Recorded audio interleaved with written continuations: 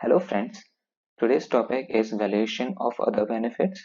In this topic, we will be studying what is the valuation of domestic servants provided by the employer to the employee, if there is any payment of credit card expenses which is provided by the employer, payment of club membership fees paid by the employer on behalf of the employee or his family members, or provision of loan which is interest free provided by the employer, and several other benefits.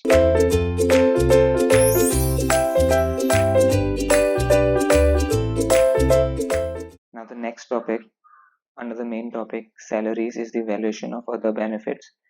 In this we will be studying, apart from other benefits that we have already discussed, if any benefit is provided by the employer to the employee, then what is the cost or what is the taxable value in the hands of the employee. So first other benefit is provision of domestic servants. Provision of domestic servants. So definition of domestic servant would include a sweeper, a gardener, a watchman, or a personal attendant, which is either engaged by the employer or it is hired by the employee, but indirectly or directly the expenses are borne by the employer, so it will be a benefit in the hands of the employee and accordingly subject to tax. So sub-rule 3 of rule 3, entire valuation of the benefits is defined under rule 3, has been mentioned, has been prescribed under rule 3. We have already covered sub-rule 1 and sub-rule 2. Now sub-rule 3, which is related to provision of domestic servants. On your screen, sub-rule 3, the value of benefit to the employee or any member of his household resulting from provision by the employer of services of sweeper, gardener, watchman, or a personal attendant shall be the actual cost to the employer. The actual cost in such a case shall be the total amount of salary paid or payable by the employer or any other person on his behalf for such services, as reduced by any amount paid by the employee for such service. So again, sub-rule 3, the value of benefit, the value of benefit will be for the services of sweeper, gardener, or watchman or personal attendant will be a actual cost paid by the employer for the provision of such services, as reduced by any amount paid by the employee. So in terms of actual cost to the employer, the valuation of domestic servants will be taxable in the hands of the employee. So this section was the bare section which is mentioned under rule 3. Now additional notes, we have already read this. So servant means sweeper, gardener, watchman, or person attendant engaged by the employee, and employer paid or reimbursed the wages. It will be perquisite in the hands of the employee. So engaged by the employee, which is hired by the employee, and reimbursed by the employer, then it will be perquisite in the hands of all the employees. In such a scenario, it will be taxable in the hands of all the employees if the domestic servants are engaged by the employer, hired by the employer, and such facility facility of such servants is provided to the employee, it will be perquisite in the hands of specified employees. So, engaged by the employee, reimbursed by the employer, taxable in the hands of all the employees. Second pointer, engaged or hired by the employer. In those cases, it will be taxable only in the hands of specified employees. Specified employees are nothing but who is a director of the company or who has a beneficial ownership, substantial ownership of more than 20%, 20 or more percent in the company, or any person, any employee who is drawing salary in excess of 50,000 per annum. So, if a person is director or person with substantial interest or employee drawing more than 50,000 per annum, in those cases, person or employee will be stated as a specified employee. So practically, if we see, each and every employee, almost each and every employee of the company of a person draws a salary of more than 50,000 these days. Cut, start again, start. Draws a salary of more than 50,000 these days.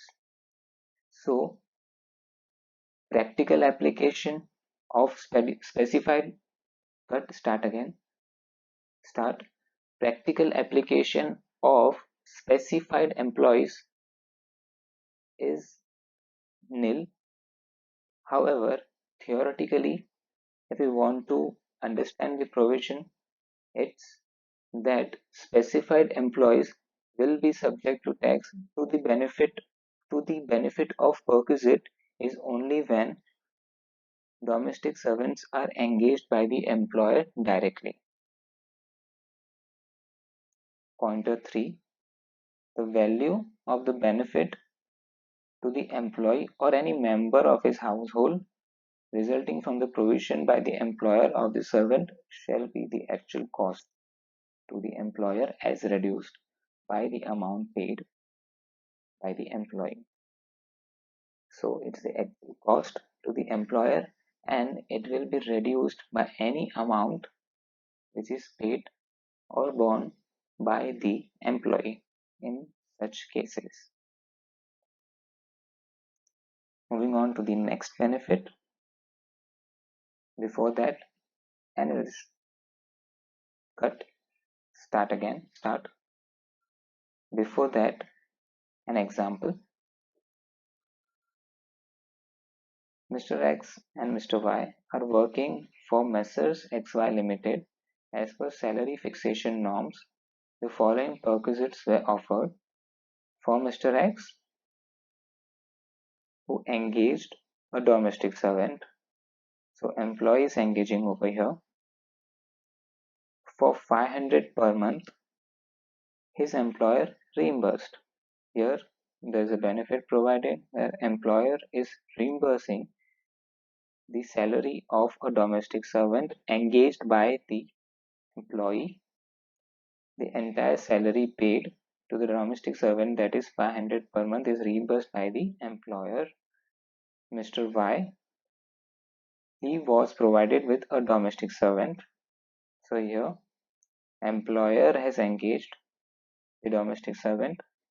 As part of a remuneration package, you are required to comment on the taxability of the above in the hands of Mr. X and Mr. Y, who are not specified employees. So both the employees are not specified employees. So first point, Mr. X, where services are engaged by the employee himself, the benefit is taxable in the hands of all the employees, whether specified employees or whether non-specified employees. So Mr. X will be taxable. Mr. X, the valuation of the benefits in the hands of Mr. X would be 500 per month, and for Mr. Y, since he is not a specified employee, because where services are engaged or hired by the employer, it is taxable only in the hands of specified employees. Mr. Y being not a specified employee, he's a non-specified employee. Accordingly, the same won't be taxable in the hands of Mr. Y. So perquisite is taxable only in the hands of Mr. X, and Mr. Y, not being a specified employee, he's a non-specified employee. Accordingly, nothing is taxable as a perquisite in his hands. Variation of gas, electricity or water supplied by the employer, sub rule 4 of rule 3. So any provision of gas, electricity or water which is supplied by the employer or expenses are reimbursed by the employer, it will be a benefit in the hands of the employee and accordingly subject to tax in the hands of the employee. The valuation or the quantum of the taxable value will be prescribed or is prescribed under subrule 4 of rule 3 on your screen. The value of the benefit to the employee resulting from the supply of gas, electric energy or water from his household consumption shall be determined as a sum equal to the amount paid on that account by the employer to the agency supplying the services, where such supply is made from resources owned by the employer without purchasing them from any other outside agency. The value of perquisite would be the manufacturing cost per unit incurred by the employer, where the employee is paying any amount in respect of such services. The amount so paid shall be deducted from the value so arrived at. So, two scenarios in it. One, where the employer is paying directly to an outside agency or to the third party, then the actual cost incurred by the employer is the quantum of benefit. Second scenario, in which the employer himself is providing these services to the employee. In those cases, the manufacturing cost per unit, the manufacturing cost per unit incurred by the employer will be taxable as a benefit in the hands of the employee, and any amount paid by the employee will be deducted from the value of perquisite taxable in both the scenarios. For additional notes, if gas, electricity, or water connections are taken by the employee, and employer pays or reimburses to the employee for such expenses, it will be perquisite in the hands of all the employees. So reimbursed by the employer, it will be taxable in the hands of all the employees, whether specified or non-specified. However, if the services are taken in the name of the employer and facility of such supplies are provided to the employee, it will be perquisite in the hands of specified employees only.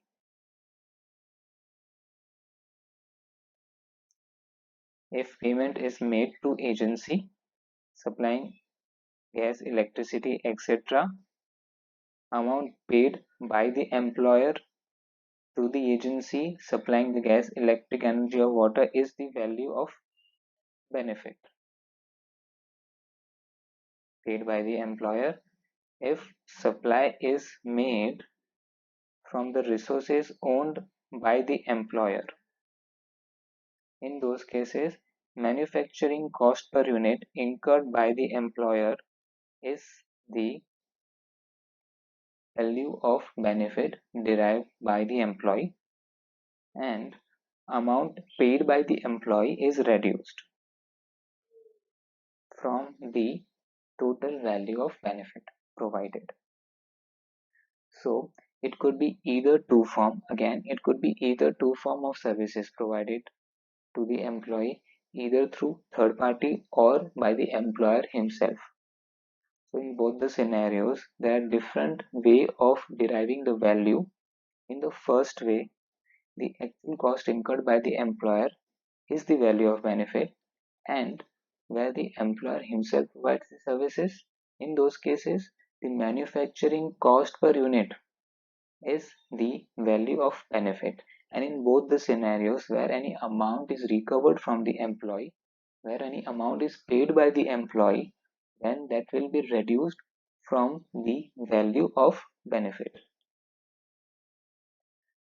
So in the first, in sub-rule 3, we have covered provision of domestic servants, and in second, which is sub-rule 4, we have studied valuation of gas, electricity or water supplied by the employer, either through itself or through an agency third party.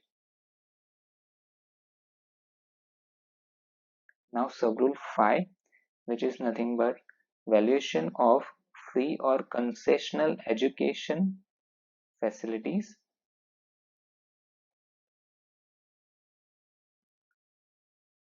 The value of benefit to the employee resulting from the provision of free or concessional educational facilities for any member of his household shall be determined as the sum equal to the amount of expenditure incurred by the employer in that behalf, or where the educational institution is itself maintained and owned by the employer, or where free educational facilities for such members of employees' household are allowed in any other educational institution by reason of his being in employment of that employer. The value of the perquisite to the employee shall be determined with reference to the cost of such education in similar institution in or near locality where any amount is paid or recovered from the employee. On that account, the value of benefit shall be reduced by the amount so paid or recovered,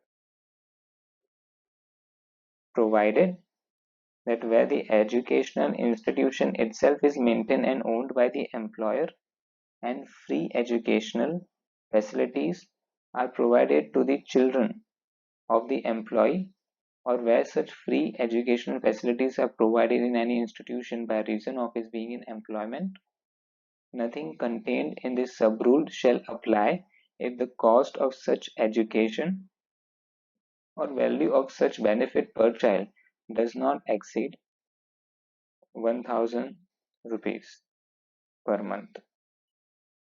So annually, if it is less than 12,000, then there would be nothing which will be taxable in the hands of the employee as educational facilities provided to the employee. If it is more than 12,000, then it may be that entire amount will be taxable in the hands of the employee. So there are two scenarios again in this situation wherein educational facility is provided by a third party and employer reimburses the educational expenses to the employee or pays directly to the third party. In those scenario, the actual cost to the employer will be the taxable amount, and in the second scenario where employer itself maintains an education facility, or because of the employee and employer relationship, the family, the member of the household of the employee is provided educational facility, in that scenario, the value of the perquisite will be cost of education in a similar institution, which is sort of arm's length transaction. So, cost of education in a similar institution in a nearby locality will be considered for valuing the benefit in the hands of the employee.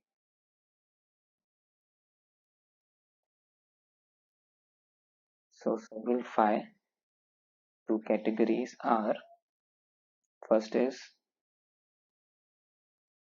this much, where in this scenario the valuation of the benefit will be the actual cost incurred by the employer. Here, the provision of education facilities are provided by the third party. So, amount of expenditure incurred by the employer. And second scenario, where the education institution is itself maintained and owned by the employer, or education facilities are provided on account of employer and employee relationship. In those cases, the valuation of perquisite is cost of such education in a similar institution in or near the locality, and any amount paid by the employee or any amount recovered from the employee is allowed as deduction from the value of benefit. And the proviso says, where the education facility is maintained, is owned by the employer, or it's provided, education facilities are provided on account of employer and employee relationship, and the education facility is for a child, then there is a ceiling of 12,000 per annum, wherein if education expenses are less than 12,000, then nothing will be taxable. If it is more than 12,000, then the entire amount will be subject to tax. Additional notes: if the school fees of children of employee or any member of employee's household is paid or reimbursed by the employer on employee's behalf, it will be perquisite in the hands of all the employees. But if the education facility is provided in the school maintained by the employer or in any school by reason of his being employment at free cost or at concessional rate, it will be perquisite in the hands of specified employees only.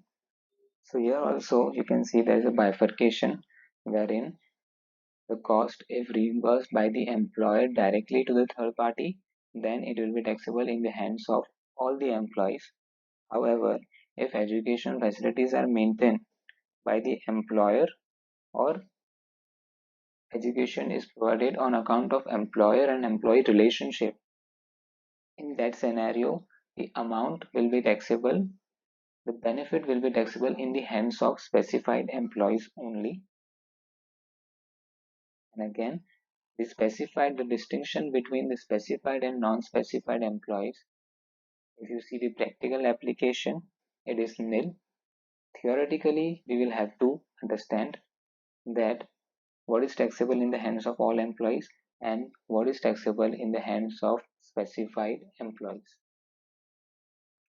The value of the benefit shall be as follows: sum equal to the amount of expenditure incurred by the employer. If educational institution is maintained and owned by the employer, in that scenario, the value of perquisite will be education cost in a similar institution in or near the locality. Start again. Start. Education in a similar institution in or near the locality. Exception being cost of such education for a child does not exceed 1,000 per month.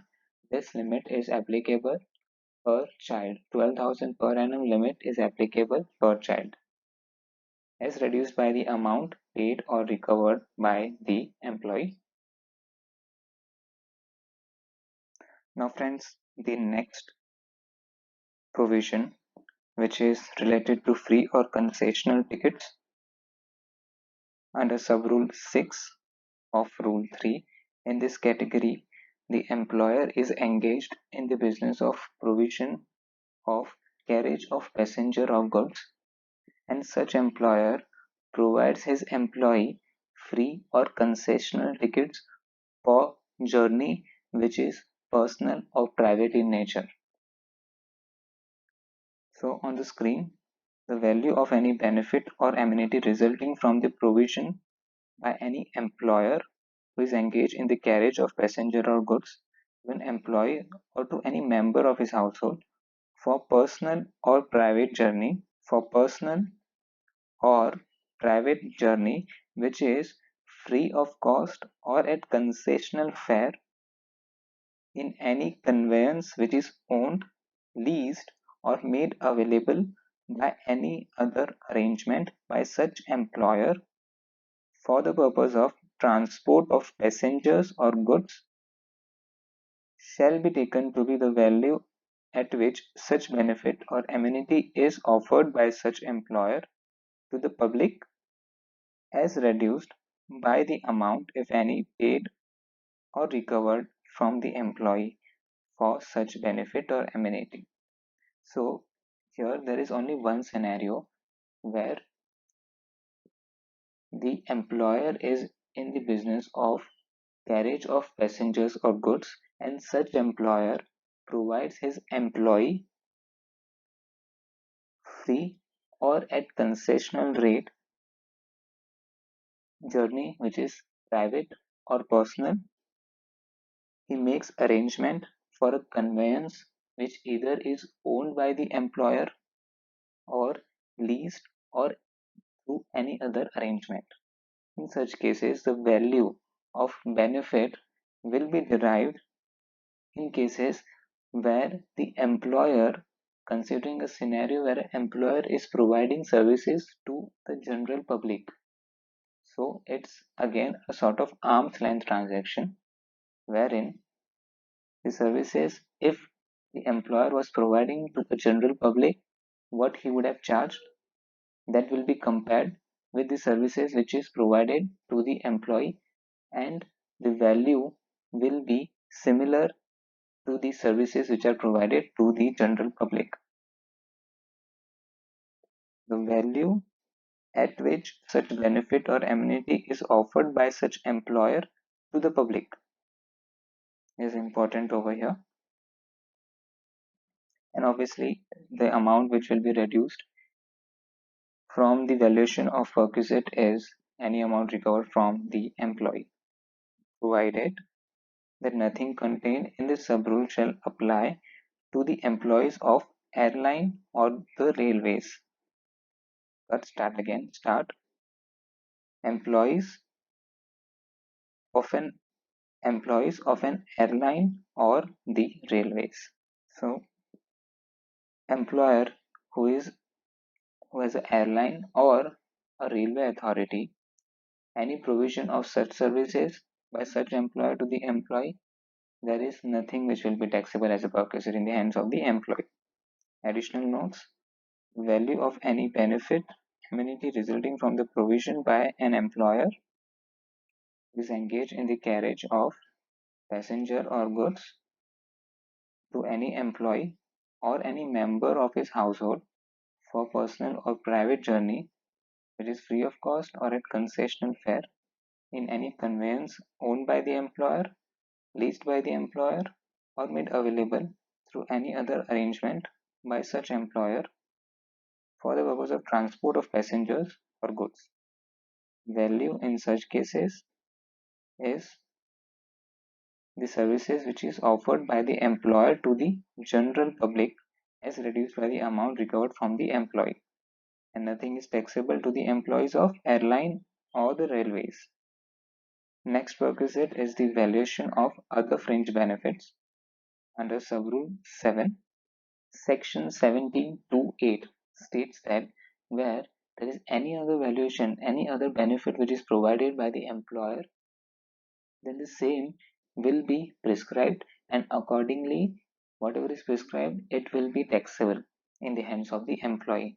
So as per 17(2)(8), value of any other benefit which are not covered in the preceding provisions, value of any other benefit or amenity as may be prescribed would be included in the definition of the perquisite. So any other benefit which has been not mentioned in preceding provisions, that will be prescribed, and the same is prescribed under sub-rule 7 of rule 3. Accordingly, the following other fringe benefits or amenities are prescribed, and the value thereof shall be determined in the manner provided hereinunder. First is interest-free or concessional loan, sub-rule 7(1) of rule 3. Any loan provided by the employer which is interest-free, or the interest is nominal amount. In these cases, the interest amount will be subject to tax in the hands of the employee, and the interest amount will be calculated based on the rates applicable or prescribed by the State Bank of India. So, for example, an employer provides 100 rupees to the employee, and it is interest free loan. In those cases, the interest amount will be as per the interest rate prescribed by the State Bank of India. And if the perquisite amount will also be calculated where a concessional rate of interest loan is provided to the employee, wherein if the interest rate is 10% as per SBI norms, however, the employer charges only 5%, so the concessional amount of 5% rate will be subject to tax in the hands of the employee under sub-rule 7(1) of rule 3. On your screen, the value of the benefit to the SSC resulting from the provision of interest-free or concessional loan for any purpose made available to the employee or any member of his household during the relevant previous year by the employer or any person on his behalf shall be determined as the sum equal to the interest computed at the rate charged per annum by the State Bank of India, constituted under State Bank of India, Cut Stat, constituted under State Bank of India Act 1955, as on the first day of the relevant previous year. As on the first day of relevant previous year, meaning the opening day or the 1st April of the relevant previous year, first day of the start of the previous year, and the interest will be charged on the outstanding balance amount in respect of the loans for the same purpose advanced by it on the maximum outstanding monthly balance. Maximum outstanding monthly balance. The interest is supposed to be calculated on month basis. So the opening monthly balance of the principal amount, on the same the interest will be calculated, and the interest rate will be as prescribed by SBI, State Bank of India, and any amount paid by the employee as reduced by the interest, if any, actually paid by him by the employee or any such member of his household. So reading the provisions of the sub-rule 7(1) is interest rate is as prescribed by SBI, principal amount is calculated based on monthly outstanding amount. and the interest is supposed to be calculated on month basis. Proviso: provided that no value would be charged if such loans are made available for medical treatment in respect of diseases specified in Rule 3A of these rules, which will be related to cancer, tuberculosis, which will be related to cancer, tuberculosis, or where the amount of loans are petty, not exceeding in the aggregate 20,000 rupees. So in two scenarios, as per the first proviso of Sub-Rule 7.1, no value will be charged in cases where there is a medical treatment going on and it is in respect of diseases which is specified under Rule 3A, or the amount of loan provided by the employer is in aggregate not more than 20,000 rupees. So in both of this scenario, there will be nothing which will be taxable in the hands of the employee.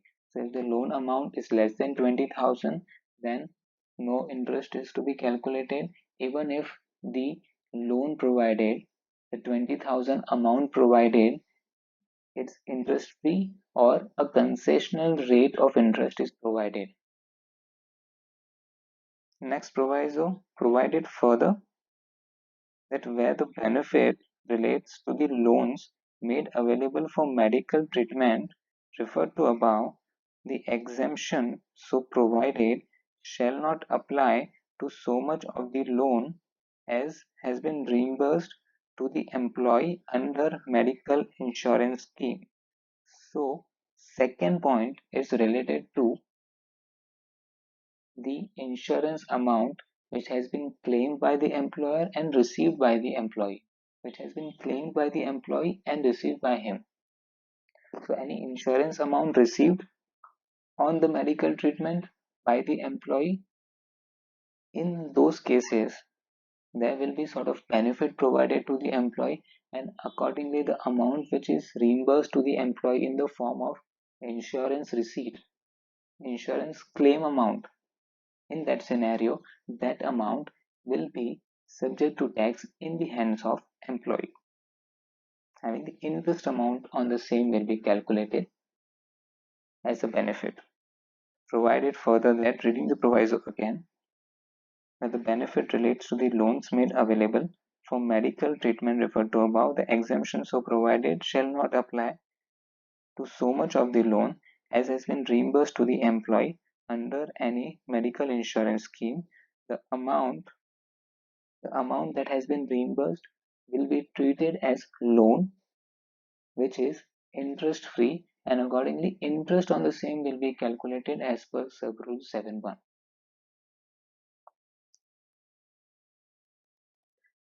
Additional notes: the value of the benefit made available to the employee or any member of his household shall be sum equal to the interest computed at the rate charged per annum by the SBI as on the first day of the relevant previous year on the maximum outstanding monthly balance, and as reduced by any amount paid by the employee.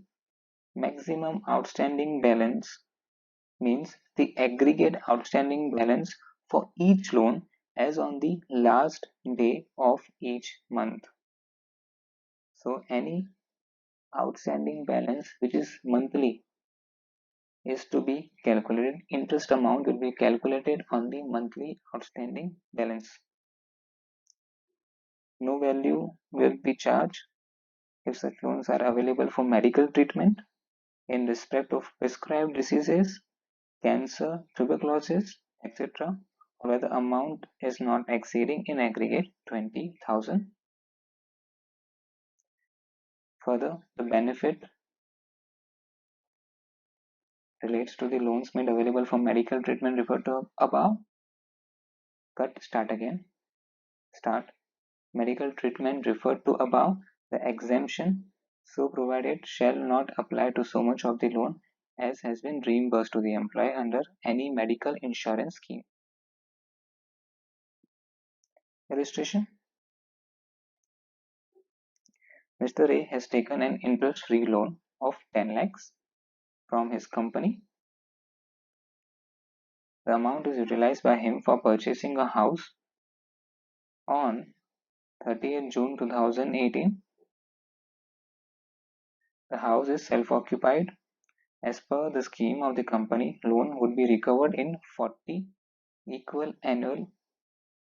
monthly installments, recoverable immediately after the completion of 18th month from the date of purchase.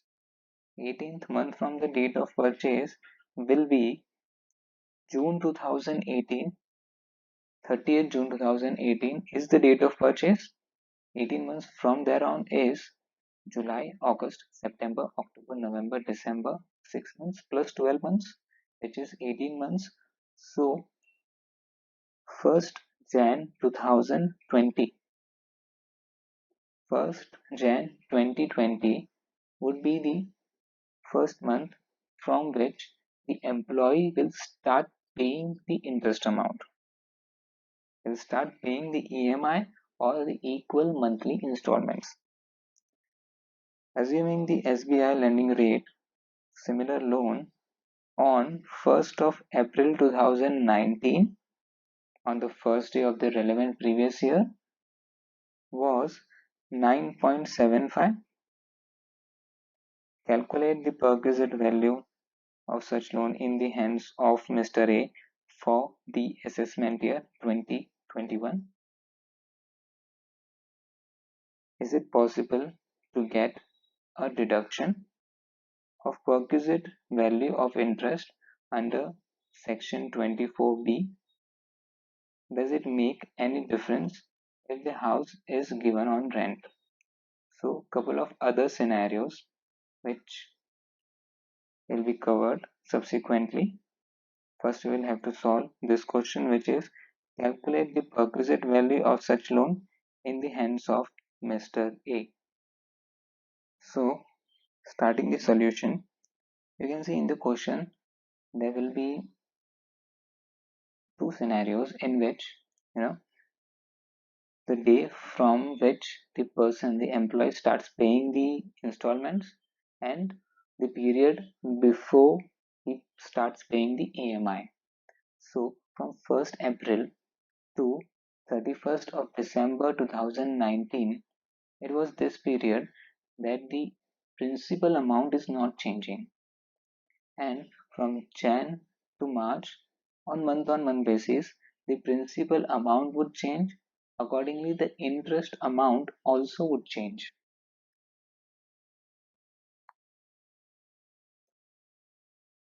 So,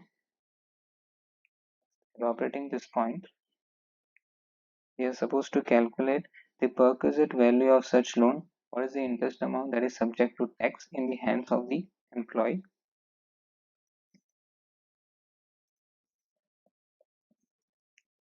Computation of perquisite value for interest-free loan. There is no interest which is being paid by the employee in this example. So interest-free loan provided by the employer.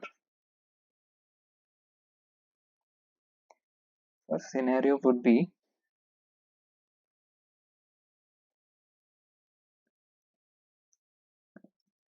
April 01, 2019 to December 31, 2019, wherein the principal amount is 10 lakhs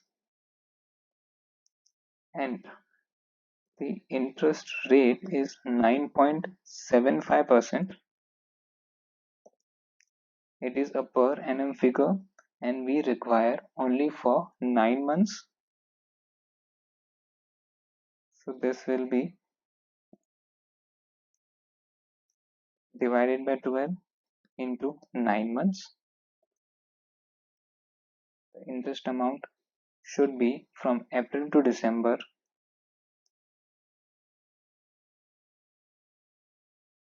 9.75 into, again, 10 lakhs into 9.75%,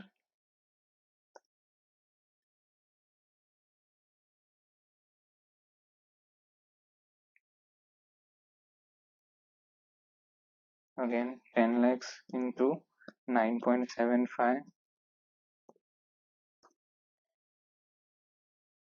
is nothing but 97,500.975, which is 97,500, and it should be divided by 12 into 9. So 73,125 and 25 is the interest amount. So the period from April to December, the interest payable is 73,125. Now from 1st of Jan, at least on 31st of Jan, certain amount would have been paid. The amount which will be paid by the employee is into 40 equal monthly installments. So the first installment is due on in the month of Jan 2020. So the outstanding principal amount will be Jan 31st, 2020. It is nothing but 10 lakhs minus 25,000, which is nothing but 10 lakhs divided by 40 installments. So 25,000, 25,000, 9,75,000 is the outstanding amount, and this will be subject to 9.75%, which will be divided by 12 into 1.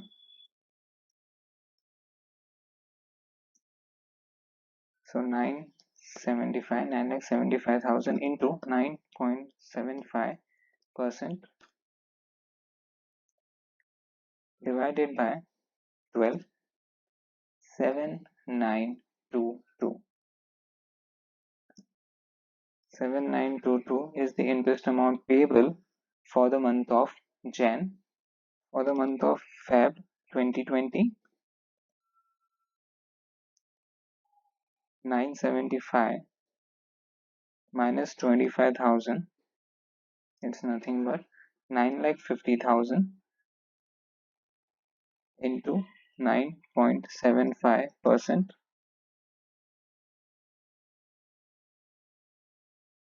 divided by 12. It's nothing but 950 into 9.75% divided by 12. 7719.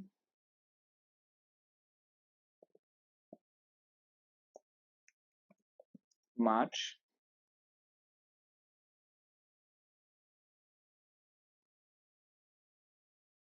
2020, 9,25,000, 950 minus 25,000, outstanding balance as on 31st March 2020 into 9.75%, again divided by 12.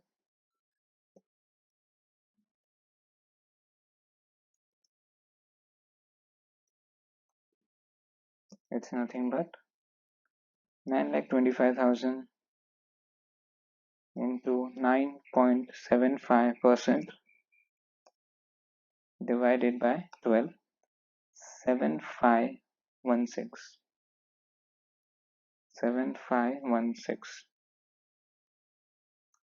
So for the financial year 1920, the interest amount will be sum of 73,125, 7,922, 7719 and 7516. So for this question, calculate the perquisite value of such loan in the hands of Mr. A for assessment year 2021. It's nothing but sum of all of these four of the amount.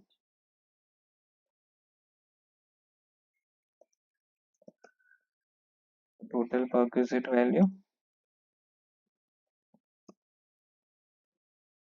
is equal to 73125 plus 7922 plus 7719 plus 7516. 96282 is the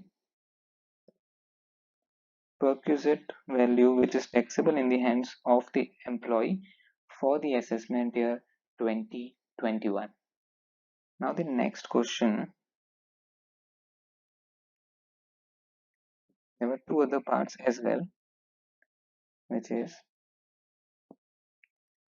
it possible to get a deduction of perquisite value of interest under section 24B? So for this question, under section 24B, the interest paid or payable is allowed as deduction. Interest should be paid on acquisition or construction of the property, or it should be paid for the purpose of repairs of the house property. Now, the purpose of the loan, if you see, is utilized for purchasing of a house, that is fine, but in effective way, the employee is not paying any interest on the property. So here we are calculating a notional interest and the same is taxable as perquisite. However, in effect, the employee is not paying any interest amount actually to the employer. So in absence of any interest amount paid by the employee, there will be no deduction available under section 24B. And second question in the third part is, does it make any difference if the house is given on rent? It doesn't make any difference whether the property is self-occupied property or let out property, because in effect there is no actually interest paid by the employee to the employer. In absence of any interest paid, there is no deduction available under section 24B, either on self-occupied property or let out property.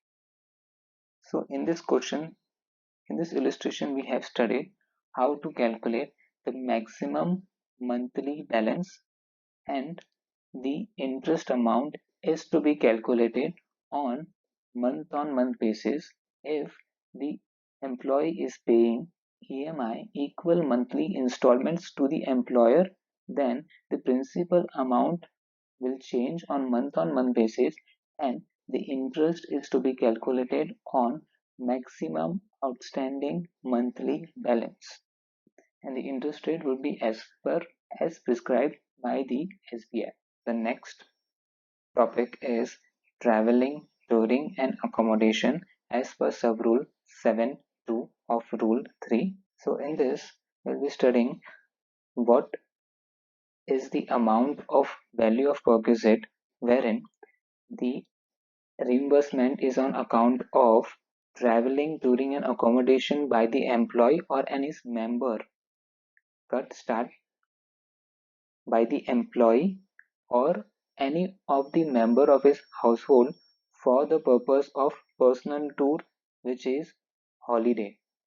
So any expenses reimbursed by the employer for the holiday traveling, for the touring and accommodation of the employee or any member of his household. In such cases, the value of perquisite will be the amount that is reimbursed by the employer. And in the second scenario, wherein the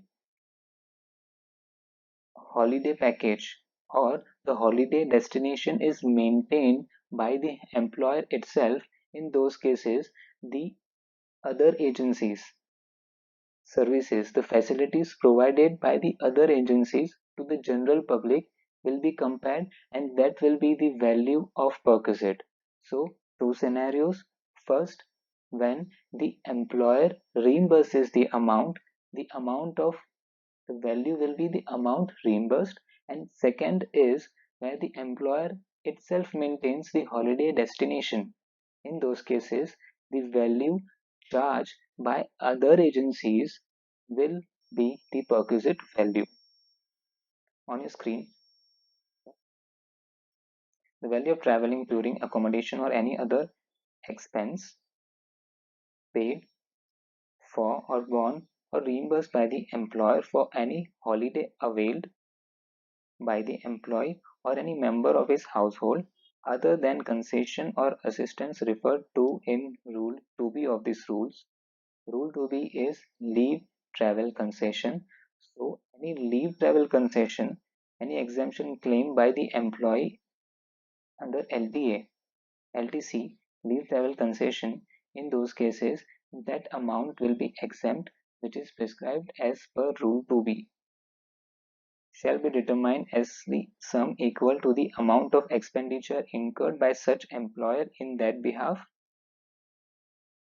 Second, where such facility is maintained by the employer and is not available uniformly to all the employees, the value of benefit shall be taken to be the value at which such facilities are offered by other agencies to the public. Where the employee is on official tour and the expenses are incurred in respect of any member of his household accompanying him, the amount of expenditure so incurred shall also be fringe benefit or amenity. The amount of expenses incurred on the member of the household will be the value of benefit, will be the benefit in the hands of the employee. So this is a third scenario in which any expenses for an official tour for an employee, it won't be taxable. However, it is for the member of the household which is accompanying the employee during the official tour. Expenses incurred for the member of household will be the perquisite value, provided that where any official tour is extended as a vacation, the value of such fringe benefit shall be limited to the expenses incurred in relation to such extended period of stay or vacation. So if it's mix of official tour plus the vacation which is extended after official tour, then the amount of perquisite, the value of perquisite will be only the extended vacation stay. The amount so determined shall be reduced by the amount, if any, paid or recovered from the employee for such benefit or amenity. So we have four scenarios. First two are related to the holiday tour. If either it is reimbursed by the employer, then the amount reimbursed is the value of perquisite.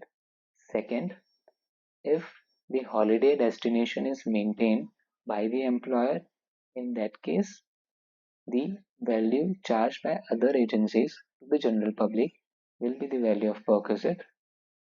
Third, when the employee is on an official tour and a member of a household of his household is accompanying him, then in such case, employee won't be charged for the official tour, but any expenses for the member of his household will be taxable as perquisite. Fourth, mix of official tour and vacation tour which is extended after the official tour. In those cases, the value of perquisite will be limited to the extended vacation stay, and any amount recovered from the employee in any way for all of the scenarios will be deducted from the value of perquisite. Additional notes: if traveling, touring, accommodation, etc. expenses are paid or reimbursed by the employer for any holiday availed of by the employee or any member of his household other than leave, travel concession or assistance, the value shall be determined as per the sum equal to the amount of expenditure incurred by the employer in that behalf. If traveling, touring, accommodation, etc. facilities are maintained by the employer to particular employees only, value of benefit shall be taken to be the value at which such facilities are offered by other agencies to the public, and it is maintained by the employer. Expenses on cut start again start expenses on any member of household accompanying such employee on an official tour, amount of expenditure so incurred shall be the benefit. If official tour is extended as a vacation, value of such fringe benefit shall be limited to the expenses incurred in relation to such extended period of stay or vacation, as such as reduced by the amount, if any, paid or recovered from the employee for such benefit or amenity.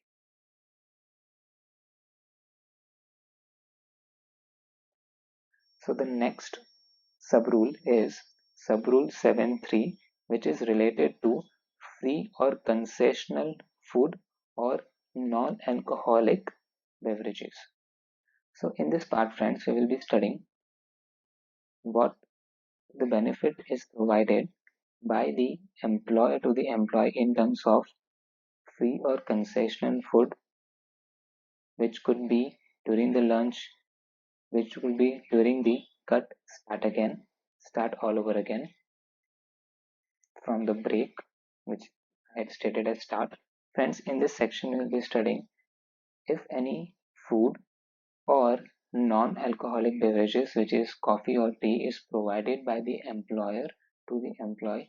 So whether there is any benefit which should be calculated in the hands of employee. So if there is any start again, start. If there is any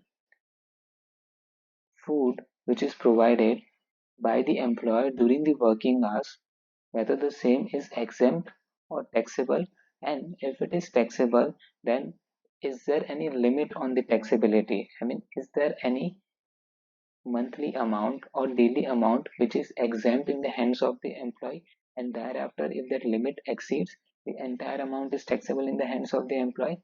This is what we'll be studying under this subrule on your screen.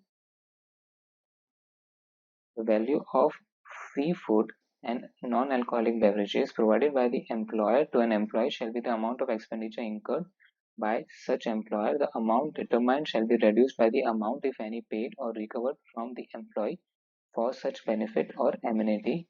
So the value shall be the amount of expenditure incurred by such employer, provided nothing contained in this clause shall apply to free food and non-alcoholic beverages provided by such employer during working hours at office. Anything provided during working hours at office is not taxable or business premises or through paid vouchers which are not transferable and usable only at eating joints.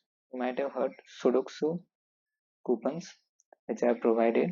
So these are nothing but vouchers which are non-transferable and are used or can be redeemed at specific outlets only. So any food provided by the employer to the employee during the working hours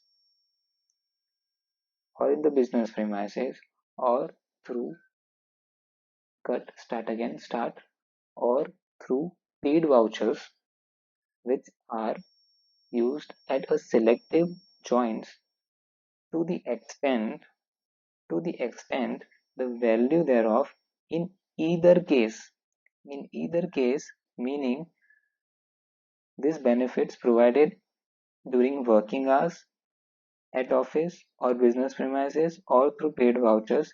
In this scenario, in these cases, The value should not exceed 50 rupees per meal. The value should not exceed 50 rupees per meal. So the cases are: facilities is provided during working hours at office or business premises, or through paid vouchers which are usable at selective outlets. For these cases, the limit should not exceed 50 rupees per meal.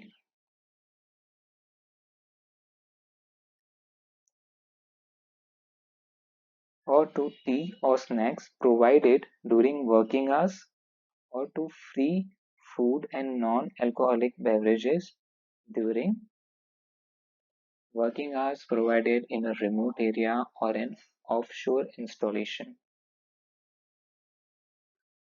So the first para, if we see, it taxes everything for which any expenditure is incurred by the employer.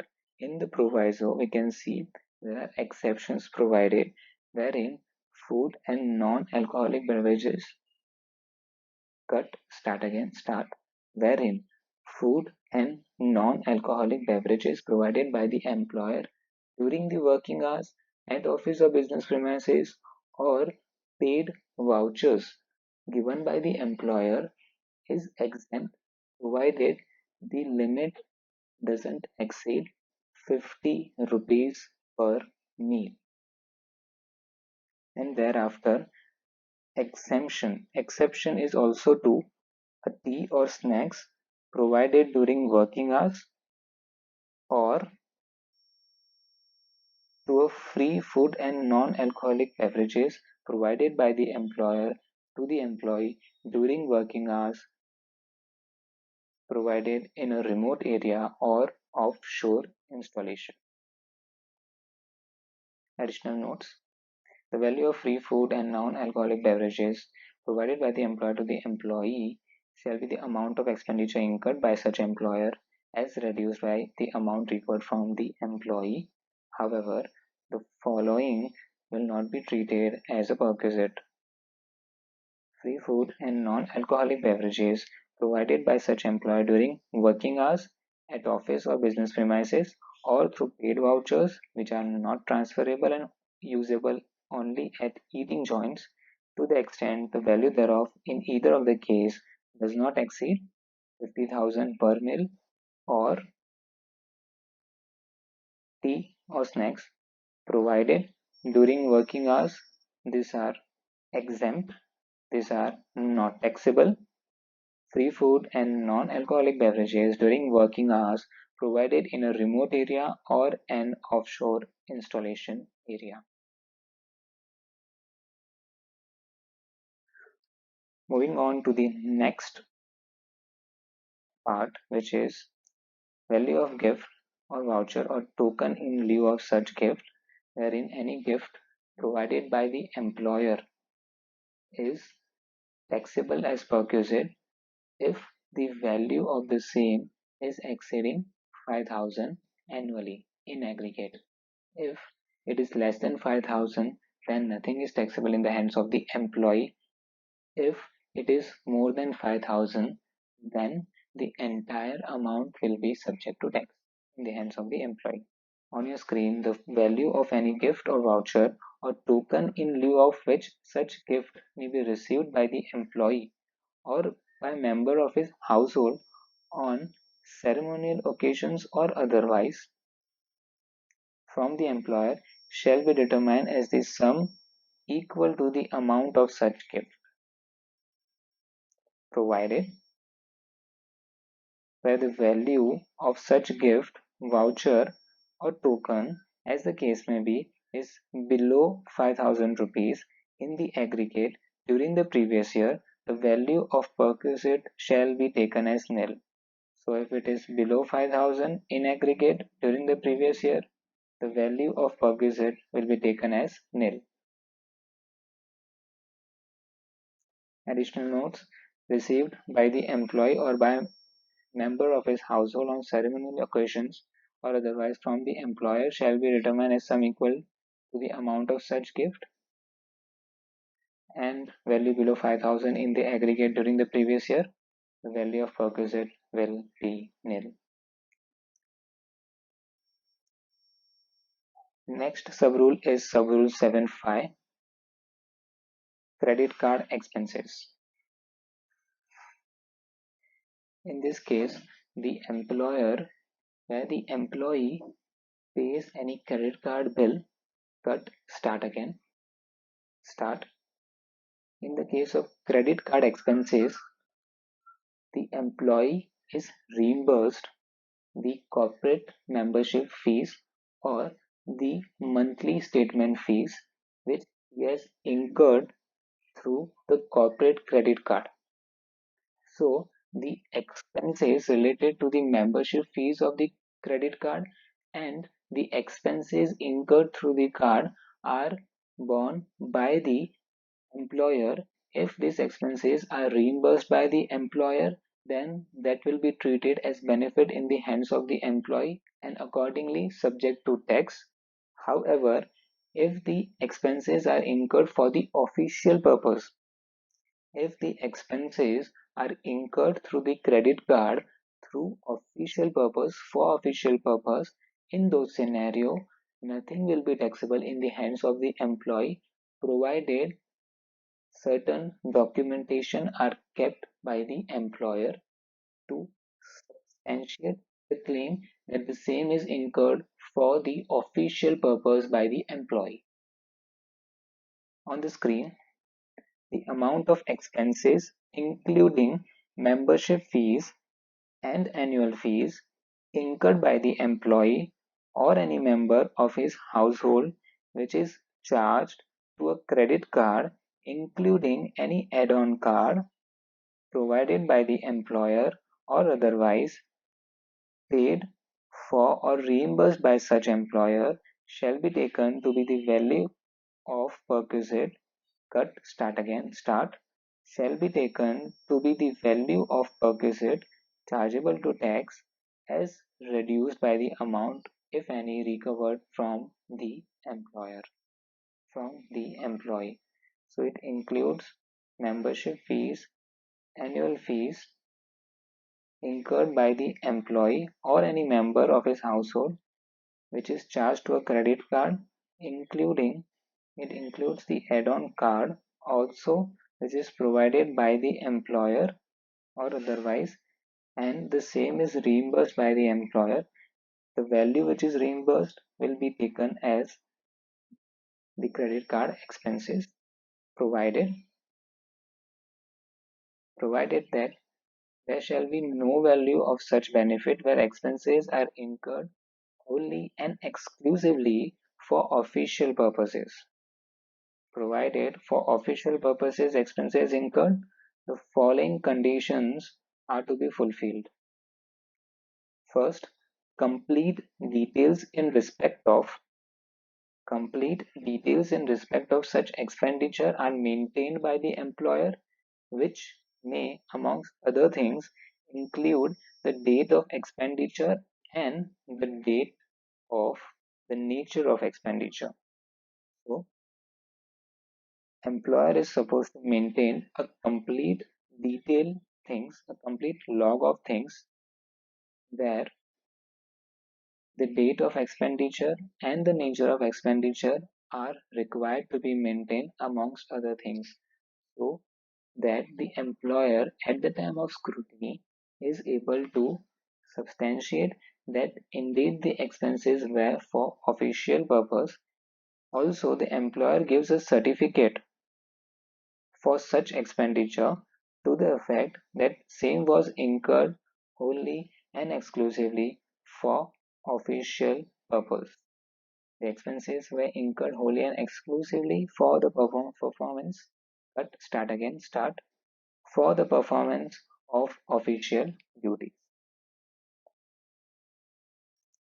Additional points: amount of expenses including membership fees and annual fees incurred by the employee or any member of his household. What is charged? Which is charged to a credit card including add-on cards. Paid or reimbursed by such employer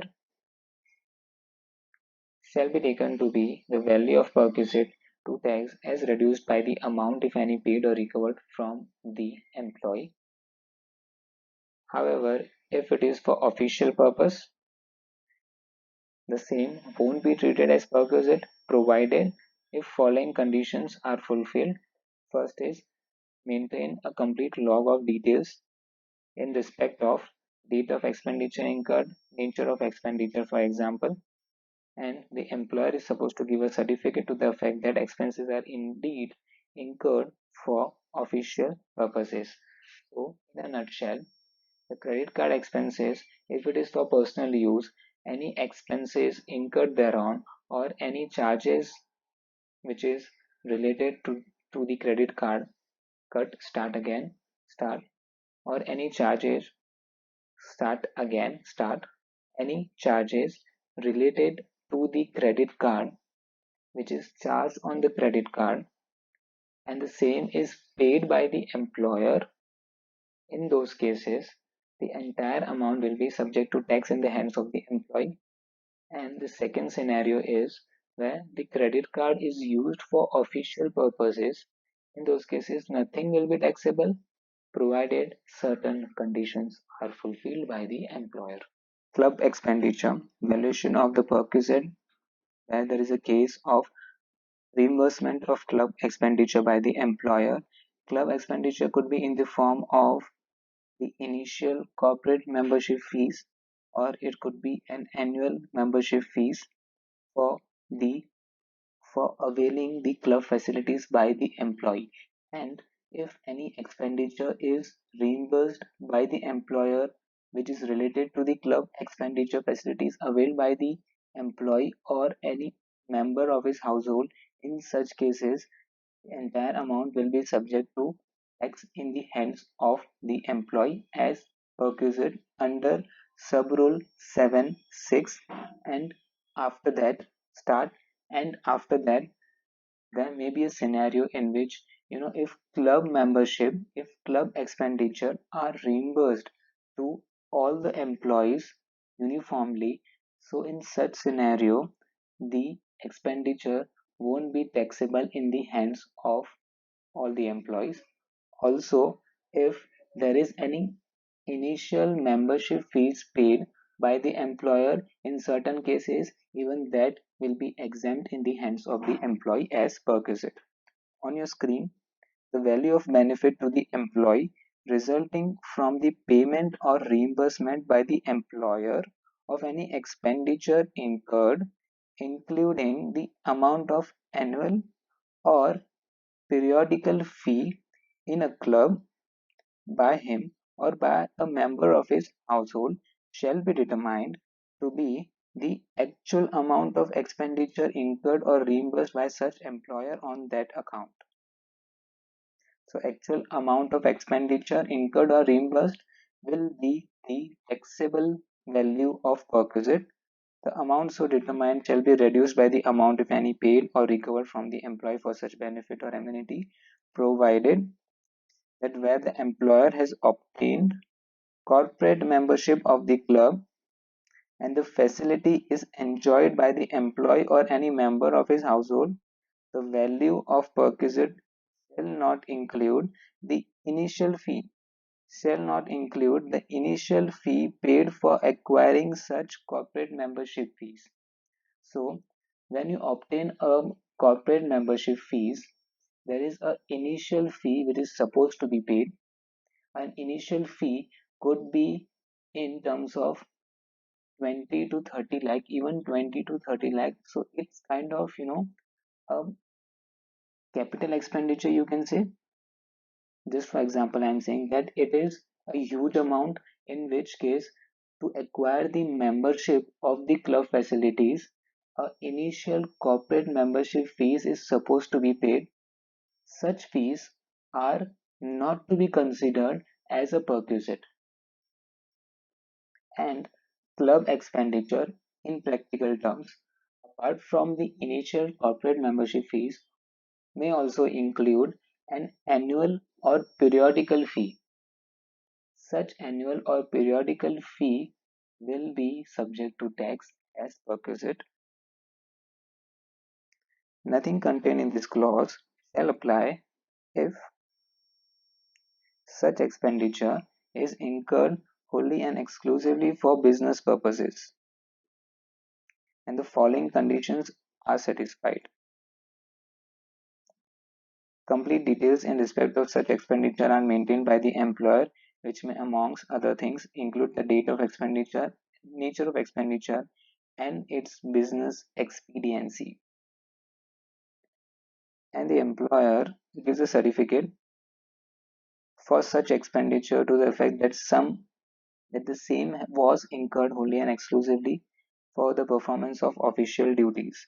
So, similarly, if the expenditure is claimed to be incurred as official purposes, then employer is supposed to give a certificate to that effect, and also is supposed to maintain a complete log of things where the date of expenditure, the nature of expenditure, the purpose of expenditure can be substantiated in the case of scrutiny.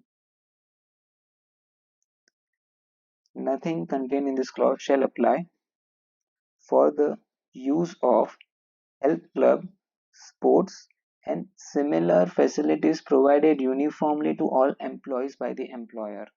So, if these services are provided uniformly to all the employees by the employer, in those cases, nothing will be taxable under this sub-rule. So, in a nutshell, in club expenditure, clause A, we have seen that actual expenditure incurred by the employer for the club expenditure is taxable as perquisite in the hands of the employee, only exception being if it is initial corporate membership fee, then it is not subject to tax.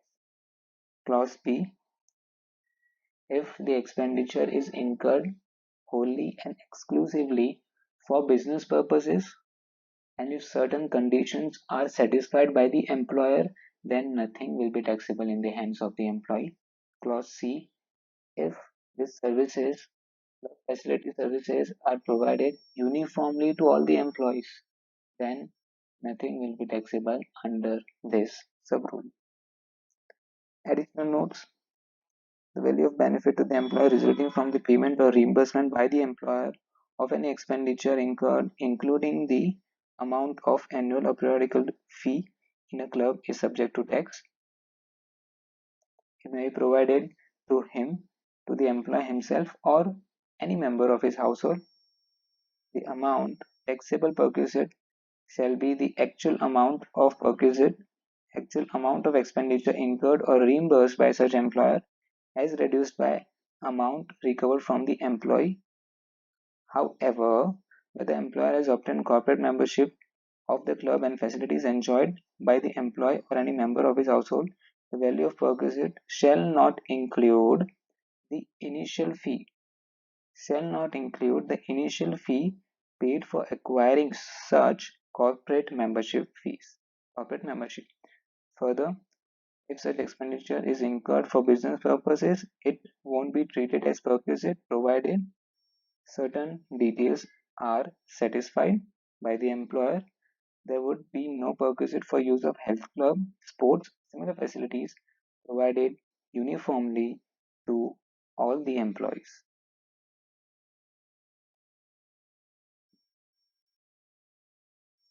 Friends, next topic in valuation of other benefits is sub-rule 7.7, which is use of movable asset, where the employee is using any of the movable asset as provided by the employer, then there is a certain perquisite amount which is supposed to be calculated, and the same will be taxable in the hands of the employee. On the screen, the value of benefit to the employee resulting from the use by the employee or any member of his household of any movable asset other than assets already specified in this rule and other than laptops and computers.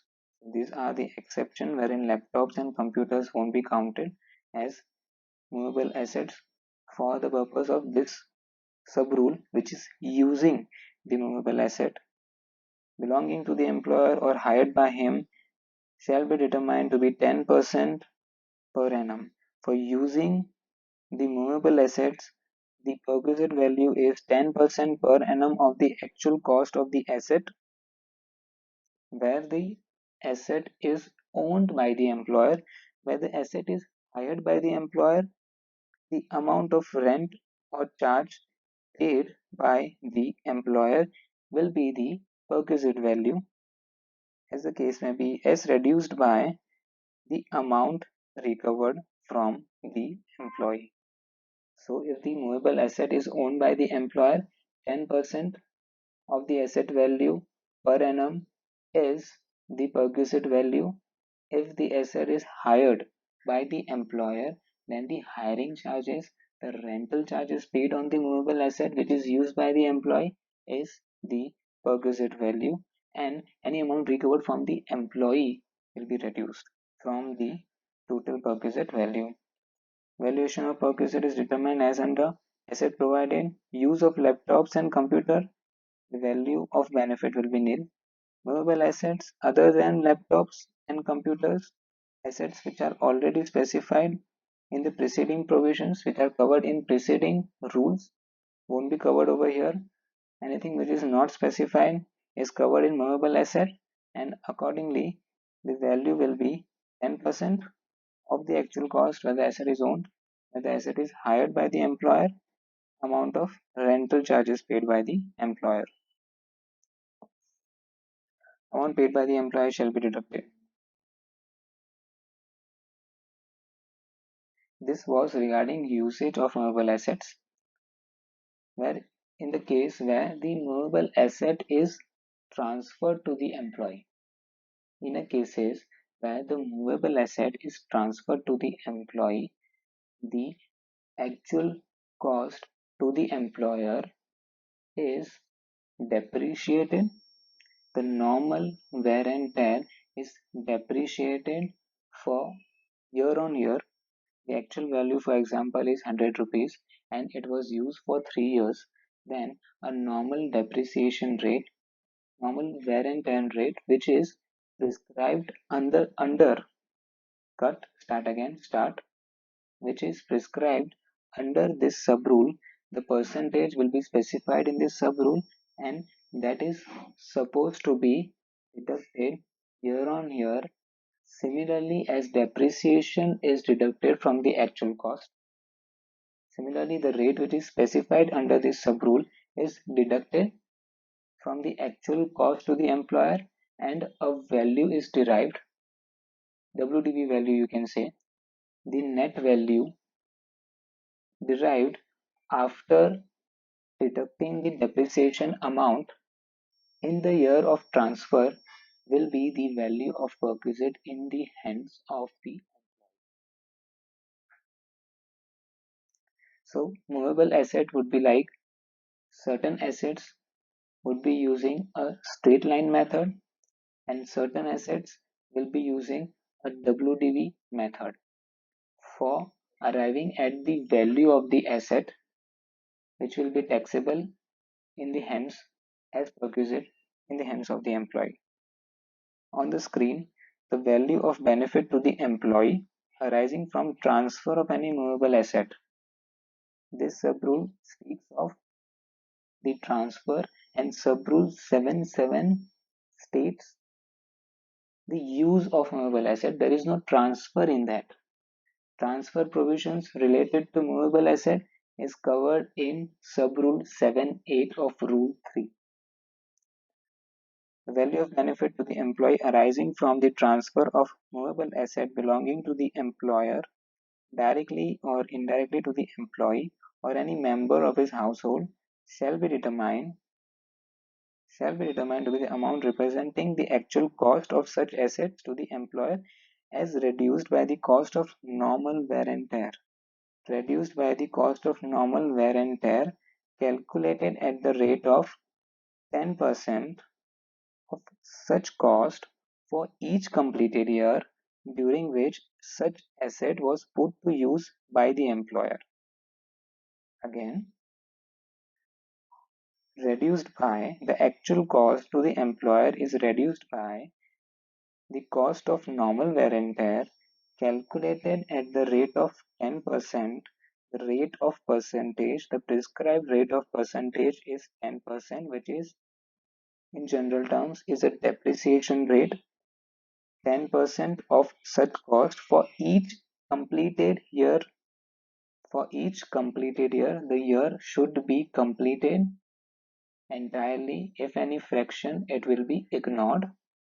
For each completed year during which such asset was put to use. In our example, the asset was put to use for 3 years. It was used by the employer and thereafter it was transferred to the employee. There might be a scenario as well in which the asset is purchased by the employer. Thereafter, it is used by the employee for 3 years, and after 3 years, it is transferred to the employee. So, for 3 years, the taxable perquisite is use of movable asset, and accordingly, the perquisite value will be calculated as per sub-rule 77, provided the asset qualifies as a movable asset under sub-rule 77, and once after using the asset it is transferred to the employee, then provisions of sub-rule 78 will pitch in, wherein the after calculating the depreciation on the actual cost of the asset, the remaining value will be the value of perquisite in the hands of the employee.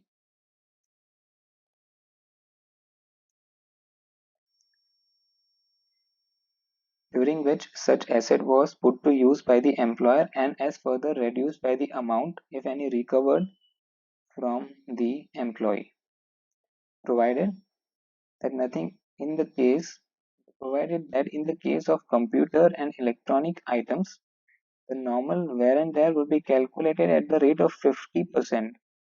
So here we have first rate of depreciation is 10%, second rate for computers and electronic items it is 50%, and in the case of motor vehicles the rate is 20%.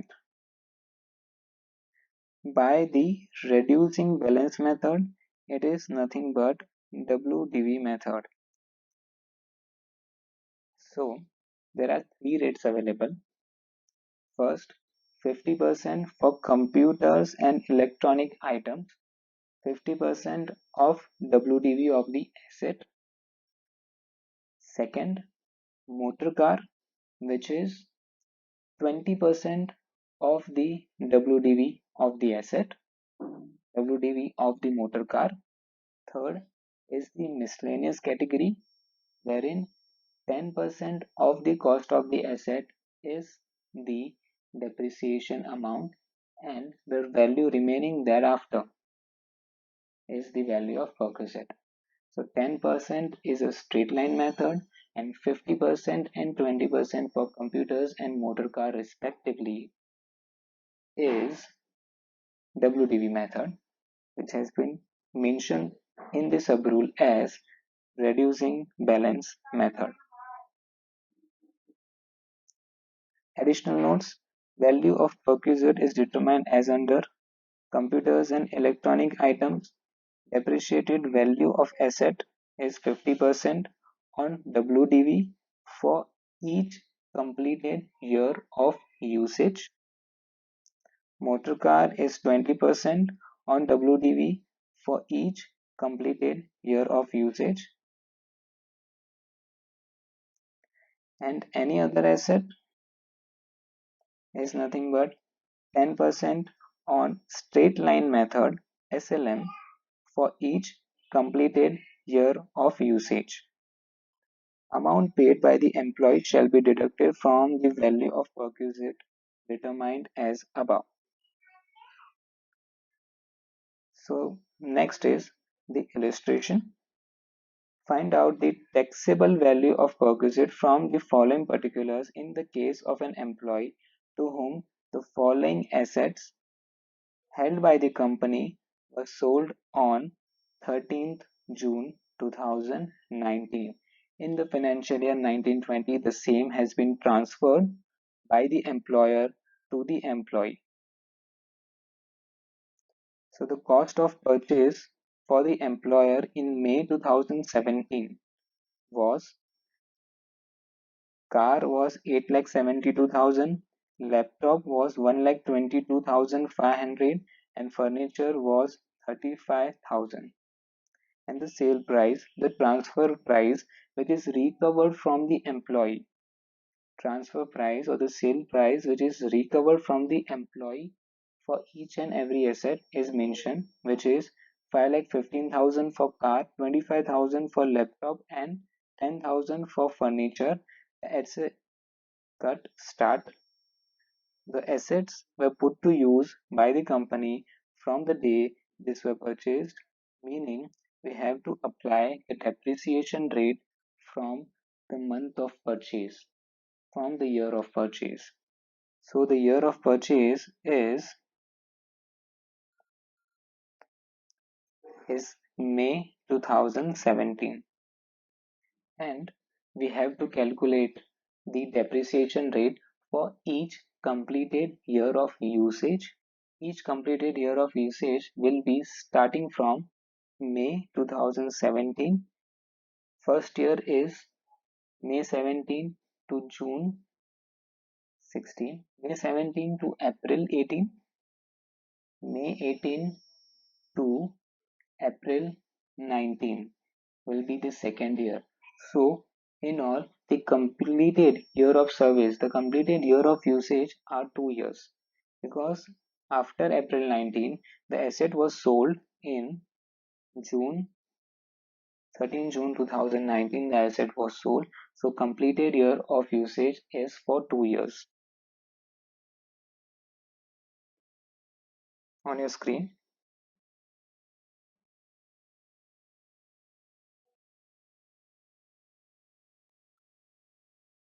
let's go asset by asset. First is motor car. Motor car, we have to calculate, we have to depreciate the amount and derive at the transfer value, transfer benefit in the hands of the employee. 8,72,000 is the cost.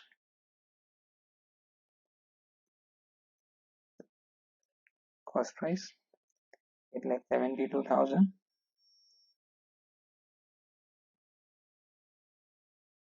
Then first year depreciation, you can see, was nothing but 8,72,000, and the depreciation rate is 20%.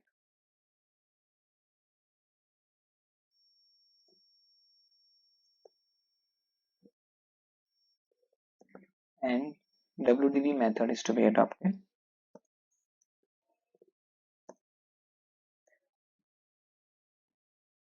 One lakh 74,400 is the depreciation amount.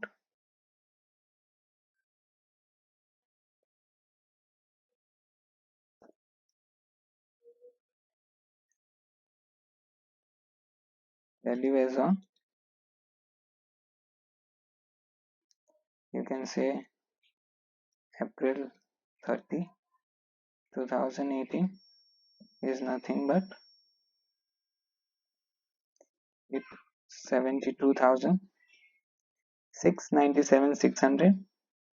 697,600. Second year of depreciation,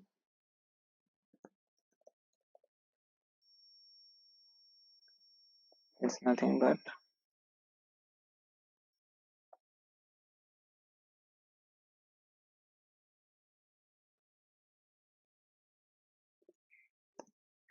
again 20%, which is 1,39,520. 1,39,520. Value as on April 30, 2019, which will be 697, 600, 558, 558080,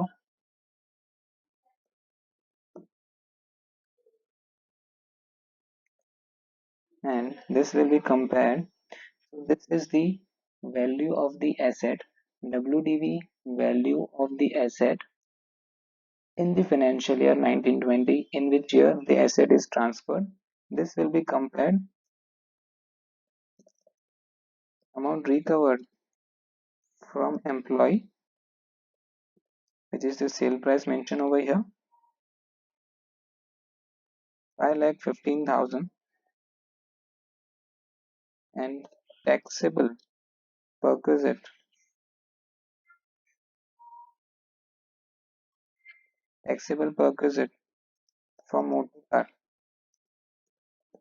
is nothing but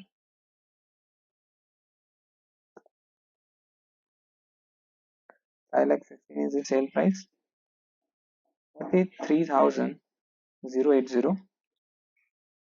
43080 is the taxable amount.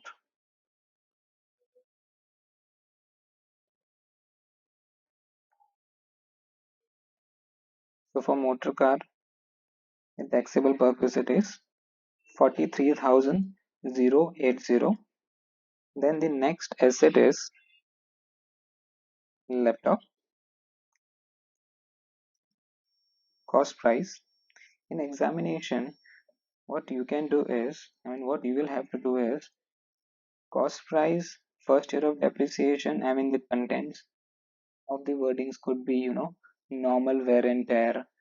This could be, the wordings of first year depreciation.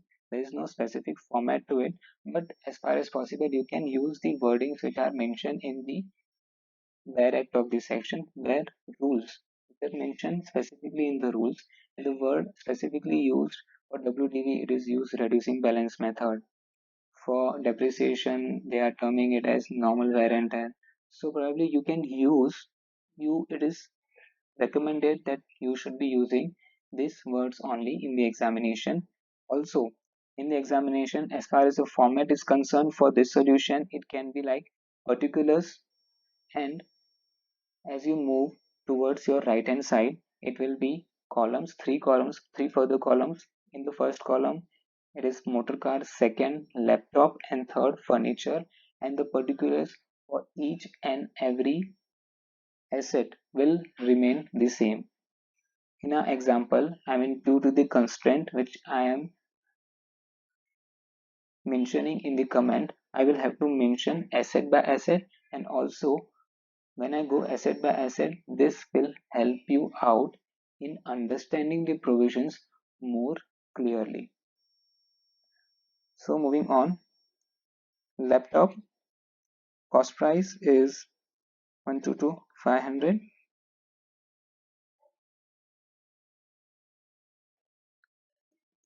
I'm changing the wordings over here. Normal wear and tear for first year. So the rate is 50% on WDV method. 122,500 divided by 2, 61,250. 61,250 is the depreciation amount for first year. Value as on April 30, 2018 for each completed year of usage. 61,250. Then normal wear and tear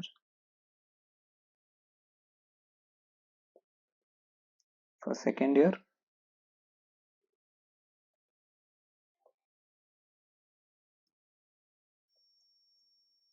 3625. 3625 is 50%. Then value as on April.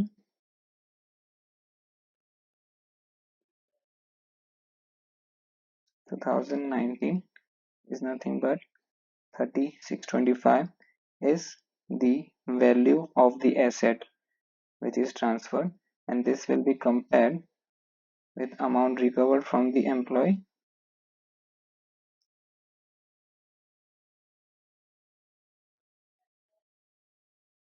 which is in our example 25,000. So remaining amount 5625, taxable perquisite is nothing but 5625. This is for laptop.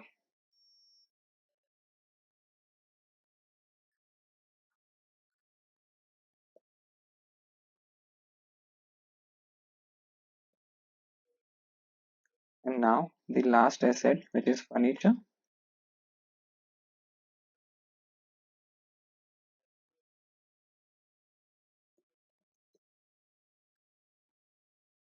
The rate that will be applied, the rate which is prescribed in this case, is 10%.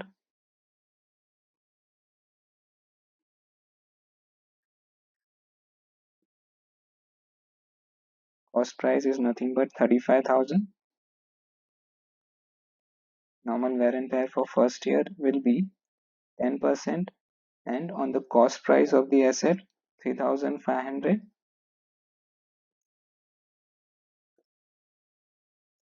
value will be 32,500. 35 minus 3,500, 31,500. The second year depreciation rate will be 50 on the cost of the asset 3,500.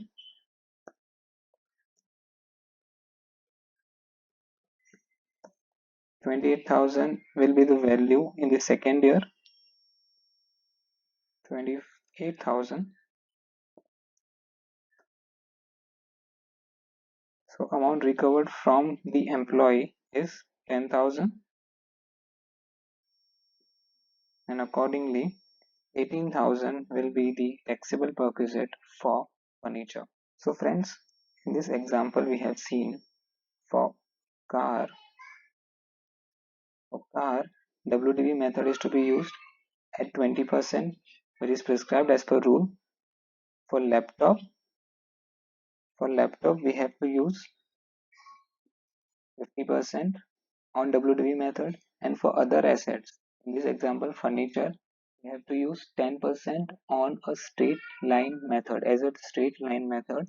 And via this example we have calculated how, if it is put in number terms, how it is to be calculated. Derived under sub rule 7(9) of rule 3, other benefit or amenity, any other benefit which is not prescribed in the preceding rules of rule 3 will get covered over here, and the valuation will be determined based on the arm's length price, the price which, if provided to an outsider, will be the price which will be taxable in the hands of the employee. So sub-rule 9(7)(9), the value of any other benefit or amenity, service, right or privilege provided by the employer shall be determined on the basis of cost to the employer under an arm's length transaction. Cut, start. Under an arm's length transaction as reduced by the employee's contribution, if any, provided that nothing contained in the cut, start, provided that nothing contained in this clause shall apply to the expenses on telephone, including a mobile phone actually incurred on behalf of the employee by the employer. So there is an exception to the mobile charges, to the telephone charges, which includes the bill related to the mobile phone as well. Additional notes: The value of any other benefit or amenity, service, right, or privilege. The value of any other benefit, amenity, service, right, or privilege provided by the employer shall be determined on the basis of cost to the employer under an arm's length transaction as reduced by the employer contribution, if any. Arm's length transaction meaning if these services would have been provided to an outsider other than employee, the charges recovered by the employer will be the value of perquisite. However, this is a proviso, there will be no taxable perquisite in respect of expenses on telephones, including mobile phone, actually incurred on behalf of the employee by the employer. That is, if an employer pays or reimburses telephone bills or mobile phone charges, the monthly mobile bill of the employee, there will be no taxable perquisite. This concludes our series on valuation of other benefit which is prescribed under Rule 3, Sub Rule 7. Thank you.